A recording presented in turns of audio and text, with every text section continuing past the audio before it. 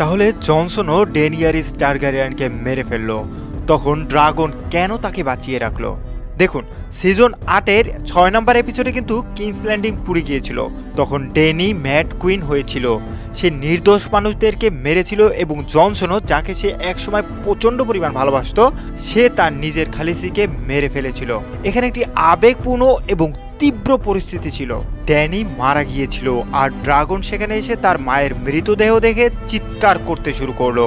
কিন্তু সেই মুহূর্তে আমরা যখন সবাই ভেবেছিলাম যে এখন জনসনকে পুড়িয়ে মারা হবে, কিন্তু না, ড্রাগন কিন্তু কিছুই করলো না, বরং সে আয়রন থ্রোনকে গলিয়ে দিল এবং তারপর সে ড্যানির লাশ নিয়ে উড়ে যায়। এই মুহূর্তটা ছিল সব থেকে বিভ্রান্তিকর। ড্রাগন কি বুঝতে পেরেছিল যে কেন ড্যানিকে মেরেছে, নাকি অন্য কোনো কারণ ছিল?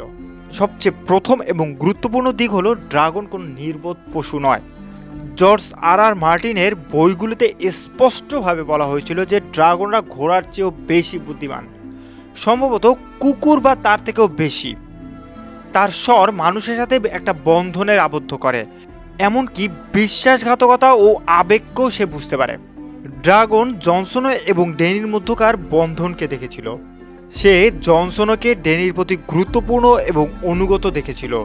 তাই সে যখন ড্যানির মৃতদেহ দেখল, সে জনসনোকে সরাসরি খুনি মনে করল না, বরং সে দেখল যে তার মা কিসের কারণে মারা গিয়েছিল।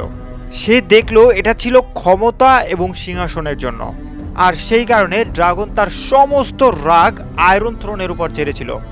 আয়রন থ্রোন সেই প্রতীক যার জন্য প্রত্যেকটা যুদ্ধ হয়েছে এবং বিশ্বাসঘাতকতা হয়েছে এবং ড্যানি নিজেকে হারিয়েছে। ড্রাগন সিংহাসনটিকে একদম ধ্বংস করে দিয়ে প্রতিশোধ নয়, বরং একটা বার্তা দিয়েছিল। লাইক কমেন্ট করে জানান ভিডিওটি কেমন লাগলো, আর সাবস্ক্রাইব করে আমাদের পাশেই থাকুন।